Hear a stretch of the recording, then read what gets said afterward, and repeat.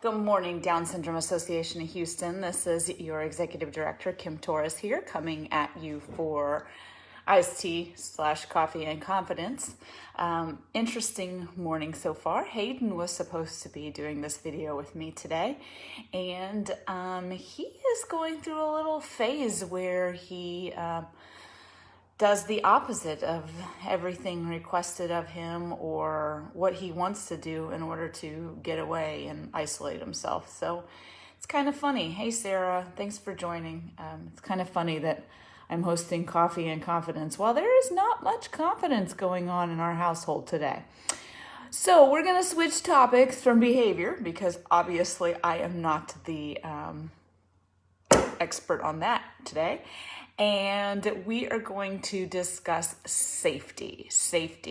And three of the biggest things that we can teach safety-wise is a phone number, an address, and directions back to your house. And unfortunately, these are not skills that are taught in public school. If you look through the Texas Essential Knowledge and Skills for every grade level you can read through, you could spend your whole day looking through what we call the TEKS. There is nothing in there that teaches kids to memorize their phone number, address, or directions back to their house. And so it really kind of falls on us as parents to teach our kids that. And I'm not going to lie, I'm not the best at doing it. Both of my kids still struggle with knowing my entire phone number. But these are skills that every kid should have, and our kids with Down syndrome are perfectly capable of learning, even at a young age, probably even younger than Hayden is now. So I got some little tricks I put together for y'all today. Simple little tasks that you can use to get that phone number memorized. And the first one is, I forgot to bring the iPad. Shoot. Okay, so the first one is the iPad. I'll just use this as an example since I didn't bring the actual iPad in. But set up a passcode on your iPad or your tablet, because we know our kids like to get on the tablet or the iPad. And start off with the shortest passcode you can possibly give. I think in the iPad you can give like a 3-digit passcode. And make that 3 digits the first 3 digits of your phone number. So our passcode used to be 210.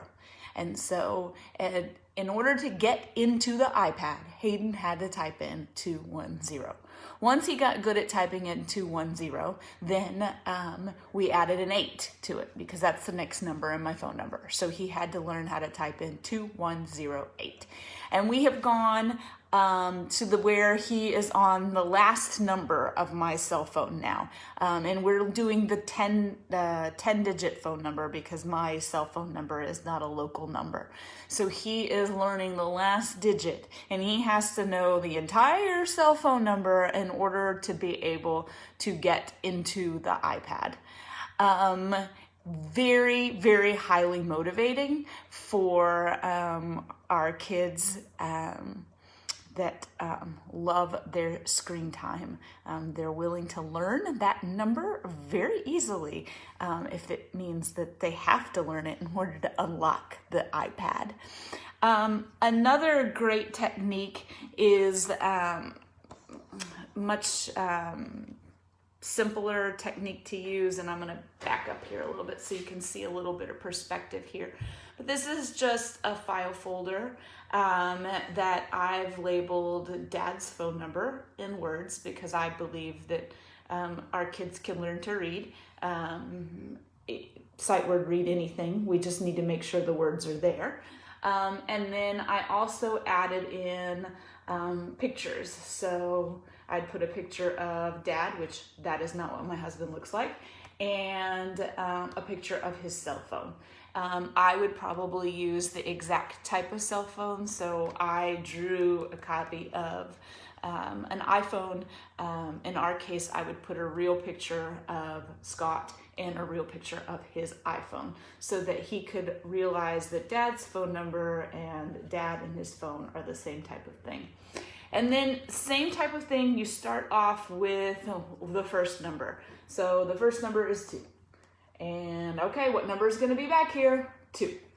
And once he knows that the first number is always 2, then you can go to the next numbers and you can go 2, 1. And then you just keep adding. So this file folder goes all the way up to the first. This is our area code, 210. And you just keep, before every meal, they sit down at the table to eat, you flip, okay, what number's here? 2. What number's here? 1. What number's here? 0. All right, now you can have your food. And you keep adding. Eventually, you can cut these file folders really small in order to get the whole 10-digit phone number in there. Or you can do multiple file folders in a row if you want to make them bigger, have bigger writing in them. And then it's just a flip game to make sure that you know which number is next. Then you already saw my great artwork on the back here. It's one thing to know the phone number and be able to articulate it to someone. So if one of our kiddos got lost and someone asks, what's your phone number? First of all, it's great if they can, if they know that this file folder is 210 or the iPad password is 210. But can they answer that question then? Can they apply this number they've been flipping in a file to the question of what's your phone number? So you definitely have to practice that as well. It's one thing to learn the numbers and memorize them as an iPad password, but then they need to be able to, you have to distinctly practice what's your phone number and then give those numbers back. Is a whole different skill for our kiddos to then be able to type those phone numbers, those numbers into a blank phone display. And so not only do you have to memorize the numbers, not only do you have to practice answering them, using the numbers as an answer to the question, what is your phone number? You also need to practice what it looks like and feels like to be able to push 210 and then the remainder of your phone number. And then to be able to remember, you have to push the talk button at the end. If you type in all the numbers and don't push the talk button, you're not getting anybody. Some people may say, well, that's great. In our cell phones, we have them all pre-programmed. This is for in case your kiddo gets lost and there is no pre-programmed cell phone.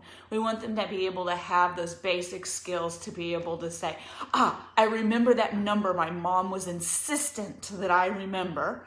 And I have actually practiced typing it in and being able to push the button that says call. I'll tell you, we're at age 9 and we're just getting close to that.